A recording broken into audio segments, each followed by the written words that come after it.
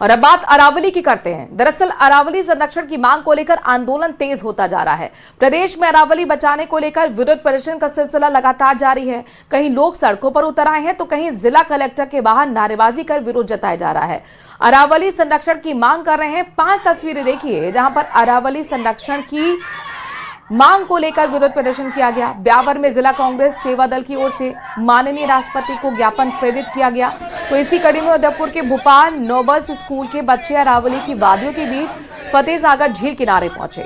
यहां बच्चों ने हाथों में अरावली बचाओ की तख्तियां लेकर रैली निकाली, जबकि सिरोही में पर्यावरण प्रेमी और स्थानीय लोगों ने अरावली संरक्षण की मांग की तो झुंझुनू में 2 जगहों पर विरोध देखने को मिला है। उदयपुर वाटी में सामाजिक संस्था के सदस्यों ने सरकार के खिलाफ नारेबाजी करते हुए उपखंड पर प्रदर्शन किया। वहीं गोड़ागौड़जी इलाके में ग्रामीणों ने अरावली बचाओ वन बचाओ संघर्ष समिति का गठन किया और अरावली बचाने की मांग की। इधर प्रतापगढ़ में अरावली बचाओ अभियान के तहत भील मुक्ति मोर्चा पर मिनी सचिवालय पर प्रदर्शन देखने को मिला है। इसमें डूंगरपुर सांसद राजकुमार रोज शामिल हुए हैं। जिला प्रशासन और जिला कलेक्टर के खिलाफ नारेबाजी करते हुए कहा कि आदिवासी क्षेत्रों में अरावली पर्वतमाला जल, जंगल और जमीन की सुरक्षा का मूल आधार है।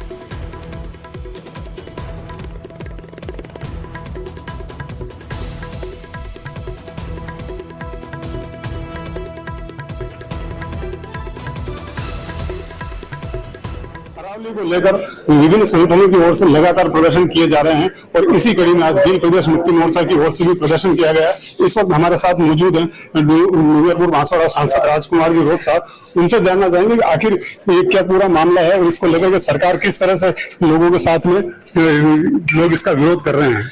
अरावली पर्वत श्रृंखला को लेके सरकार ने कमेटी बनाई और सुप्रीम कोर्ट में अरावली को लेकर परिभाषा दी, उसके एक नियमावली गाइडलाइन बनाई और पूरी अरावली पर्वत श्रृंखला को लेकर उन्होंने एक परिभाषा दी गई अरावली पर्वत। और उस परिभाषा में सबसे बड़ी समस्या ये है कि उन्होंने 100 मीटर के नीचे वाली जो पहाड़ियां हैं उनको अरावली नहीं माना है, अरावली का मुख्य हिस्सा नहीं माना है और उसके लिए कह दिया कि वहां पर भविष्य में खनन कर सकते हैं।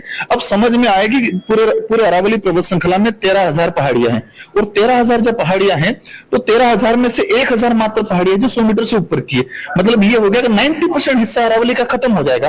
तो उसको लेकर आज भील प्रदेश मुक्ति मोर्चा के नेतृत्व में ज्ञापन कार्यक्रम हुआ। सभी जिला मुख्यालय पे हो रहा है, डूंगरपुर, बांसवाड़ा, प्रतापगढ़, उदयपुर सभी जगह हो रहा है और इसके नेतृत्व में हम आज यहाँ पर इस कार्यक्रम में सम्मिलित हुए और इस लड़ाई को हम संवैधानिक तरीके से एक जनबल आक्रोश के रूप में इस लड़ाई को हम जीतेंगे। सरकार या तो पुनः सुप्रीम कोर्ट में जाए या सुप्रीम कोर्ट का जो फैसला आया है उसको बदलने का काम करे सरकार। अरावली को लेकर के जिस प्रकार से विरोध प्रदर्शन जारी है और बीजेपी की ओर से भी अब प्रदर्शन किया जा रहा है और इसका जो विरोध है वो आगे और भी देखने को मिल सकता है। चंचल सनाज, न्यूज 18 राजस्थान, प्रतापगढ़।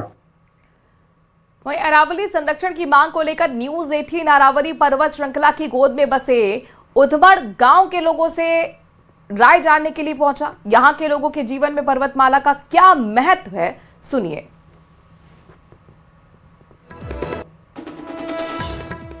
फैसले के बाद में राजस्थान में घमासान मचा हुआ है। अरावली बचाओ को लेकर मुहिम चल रही है, लेकिन यही अरावली पर्वत श्रृंखला राजस्थान व गुजरात सीमा को सटी हुई है और यह पर्वत श्रृंखला जो है सिर्फ एक पर्वत ही नहीं, लोगों के लिए आध्यात्मिक स्थान भी माना जाता है। अब ये 100 मीटर की बात कह रहे हैं सर्वोच्च न्यायालय के 100 मीटर तक अरावली नहीं है, तो 100 मीटर के अंदर वृक्ष भी खड़े हैं और आदिवासी लोग निवास भी कर रहे हैं। अब आप ये देखो कि अगर 100 मीटर अरावली का भाग नहीं रहेगा तो अगर उसको जो पहले से ही राज्य सरकार ये बजरी खनन और अवैध खनन रोकने में नाकाम रही है और अगर ये ऐसा होगा तो ये उन लोगों के लिए वरदान साबित होगा जो अवैध खनन करने के लिए लगातार इसमें लगे हुए हैं। हम लोगों ने पर्यावरण को बचाने के लिए एक मुहिम छेड़ रखी है और मैं राजस्थान के तमाम जो नेता है पार्टी है उन लोगों से भी विनती करता हूँ कि आप पार्टी पॉलिटिक्स को भुला करके इस पर्वतमालाओं को बचाने की एक मुहिम छेड़े और सुप्रीम कोर्ट इस फैसले को वापस ले। ये जो पहाड़ है, हमारे जीव जंतु यहाँ पे निवास करते हैं, आदिवासी लोग यहाँ पे निवास करते हैं और इनको तोड़ने के बाद तो स्थिति बहुत गंभीर होगी। ना बारिश आएगी, ना हमारे बरसात आएंगे, अधिकतर भूकंप के झटके लगेंगे, फिर कितने लोग मरेंगे उसका तो कोई अंदाजा नहीं है। लोग जो है 33 कोटि के देवी देवता जो है इस पहाड़ों पर जो है वास करते हैं। लोग जो है यहाँ पर पूरी परिक्रमा करने के लिए हर साल जो आते हैं और इन पहाड़ों को साक्षी मानकर कई आदिवासी परिवार जो है शादी करते हैं। लेकिन इस भौगोलिक स्थिति को देखते हुए अगर यह फैसला जो हुआ है, जो कहीं ना कहीं लोगों में आक्रोश है और इसको बचाने की जो है पूरी जिद्दोजहद से जो है कोशिश की जाएगी। कैमरा पर्सन के साथ में न्यूज 18 के लिए प्रतीक सोलंकी, सिरोही, राजस्थान। सुप्रीम कोर्ट के फैसले के बाद अरावली पर्वतमाला को लेकर सियासत और आंदोलन तेज हो गए हैं। इस बीच जन संसाधन मंत्री सुरेश रावत का बड़ा बयान सामने आया है। उन्होंने साफ कह दिया है कि अरावली से किसी भी तरह की कोई छेड़छाड़ नहीं की जा रही है, बल्कि विपक्ष और कुछ सामाजिक संगठन मिलकर भ्रम का माहौल बना रहे हैं। रावत ने कहा कि केंद्र और राज्य सरकार अरावली के संरक्षण और अवैध दोहन रोकने के लिए पूरी तरह से प्रतिबद्ध है। उन्होंने बताया कि मुख्यमंत्री के नेतृत्व में प्रदेश में 19 करोड़ के पौधे लगाए गए हैं, यानी लगभग 19 करोड़ पौधे लगा दिए गए और जल संरक्षण को लेकर भी अभियान चलाया जा रहा है। इस दौरान मंत्री ने पीसीसी चीफ गोविंद सिंह डोटासरा पर भी तीखा हमला बोला। उनके बयानों को केवल मीडिया में बने रहने की कोशिश बताया। कहा कि आम जनता को गुमराह नहीं करना चाहिए। पहले से ज्यादा संघर्षित होगी इस आदेश से, और हमारी जिम्मेवारी है कि हमारी जो अरावली अमूल धरोहर है उसको हर हाल के अंदर हम संरक्षित करें।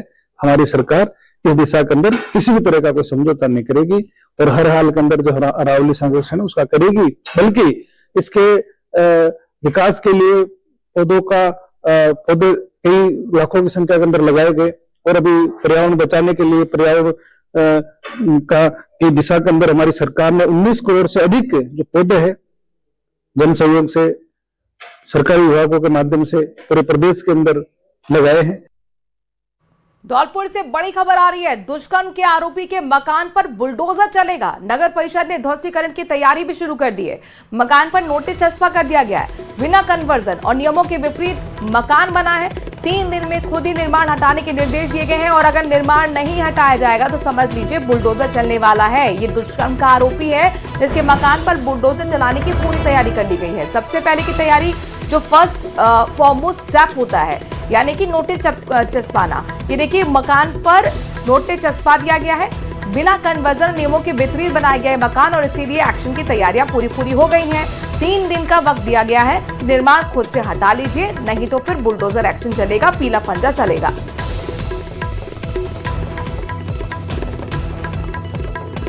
तो धौलपुर की तस्वीर आपके सामने है। तस्वीर में आप देखिए किस तरीके से दुष्कर्म के आरोपी के मकान पर बुलडोजर चलाने की तैयारी है। इसके लिए नोटिस चस्पा कर दिया गया है।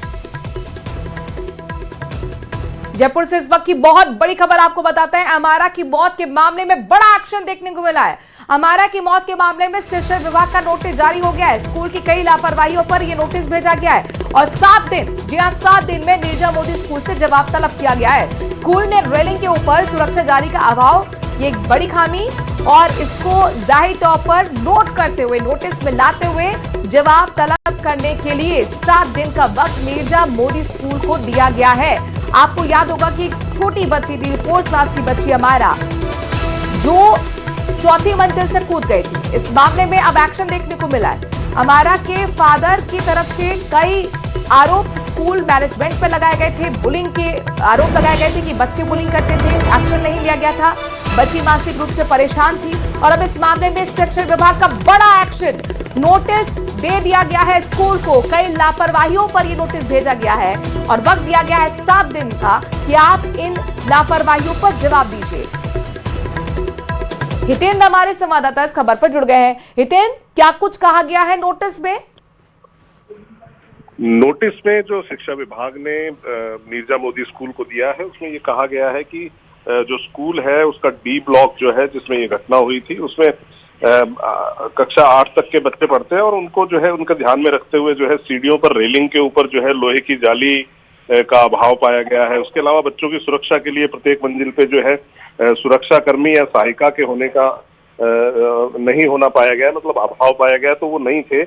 इसके चलते भी जो है बच्चे किसी तरह से जो है दुर्घटना में फंस सकते थे, तो इसके चलते जो है ये दुर्घटना हुई। इसके अलावा जो है उन्होंने कहा कि 4थी मंजिल से गिरने के बाद जो है दुर्घटना स्थल जहां वो बच्ची गिरी थी उसके बाद उसको पानी से साफ किया गया, तो इसको प्रशासन जो स्कूल का है उसको उसकी खामी माना गया और उनसे जो है जवाब तलब किया गया है। ठीक है, इतने देखना होगा इन खामियों पर क्या कुछ जवाब स्कूल की तरफ से दिया जाएगा और आगे किस तरीके से फिर कार्रवाई बढ़ेगी।